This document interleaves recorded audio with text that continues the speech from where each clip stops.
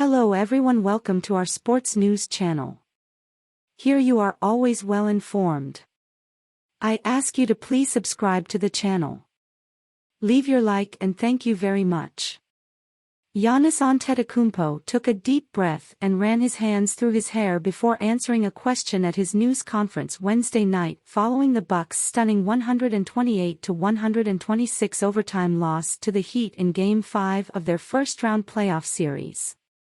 The Bucks, who owned the NBA's best record during the regular season with 58 wins, became the fourth number 1 seed to lose to a number 8 seed in a best-of-7 series in NBA history. But Antetokounmpo took issue with a question about whether Milwaukee's season was a failure. "It's not a failure, it's steps to success," Antetokounmpo said. "There's always steps to it. Michael Jordan played 15 years, won 6 championships. The other 9 years was a failure. That's what you're telling me?" It's a wrong question. There's no failure in sports. There's good days, bad days. Some days you're able to be successful, some days you're not. Some days it's your turn, some days it's not your turn.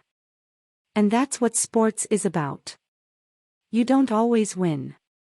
Sometimes other people win.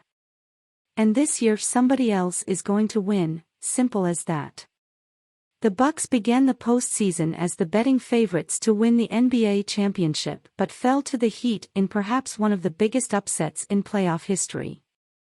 Number 1 seed had lost in the first round to an 8 seed since 2012, when the Chicago Bulls lost to the Philadelphia 76ers following a season-ending injury to Derrick Rose.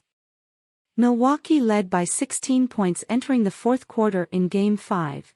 But Miami rallied and prevailed in overtime for the largest fourth-quarter comeback in a series-clinching win.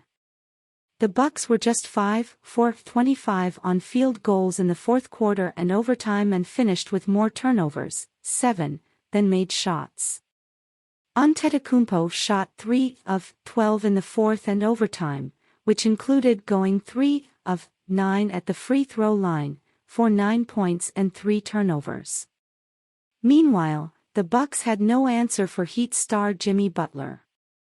Butler scored the game-tying field goal with half a second left in regulation to force overtime and finished the series averaging 37.6 points, a Heat franchise record, on 59.7% shooting, with 6.0 rebounds and 4.8 assists. Antetokounmpo was critical of the Bucks' approach to defending Butler, saying that he would have liked to have guarded Butler more often one-on-one and that the Bucks should have made more adjustments. "I don't know, double-team him more, try to make him pass the ball," Antetokounmpo said. "Maybe switch the matchup for a little bit, give Drew Holiday a break. I don't think as a team we made the right adjustment, or we didn't make as many adjustments as we could have against him." The Bucks rarely double-teamed Butler. According to ESPN tracking data, Butler was double-teamed for a total of 7 plays in the entire series, 4 of which came in Game 4. In Game 5, he did not face a single double-team. Holiday was the Bucks' primary defender on Butler throughout the series, guarding Butler in the half-court 244 times, nearly 6 times more than any other player on the team, per Second Spectrum tracking. Antetokounmpo missed Games 2 and 3 with a lower back contusion, but he matched up with Butler in the half-court just 10 times in the first round. "Out of respect, you've got to let the coach make the adjustment," Antetokounmpo said. "We have our best defender on him, but obviously there's conversation. Whenever he gets tired, I can take him. At the end of the day, I wish I could have guarded him more." The Bucks had a pair of opportunities to win the game on the final possessions of the fourth and overtime, but coach Mike Budenholzer elected not to use his final timeouts in either scenario. Budenholzer acknowledged he should have called timeout to advance the ball following Butler's game-tying shot in the fourth.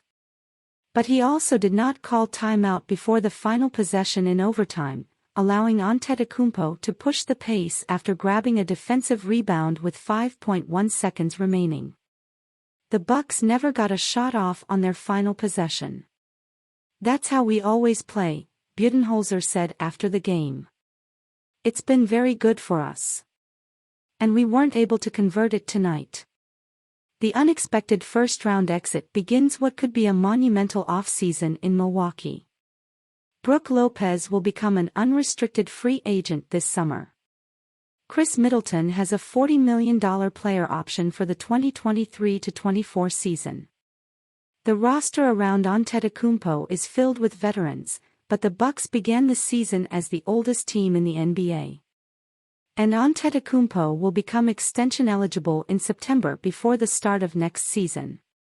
He has 2 years and a player option remaining on the 5-year Supermax extension he signed in September 2020.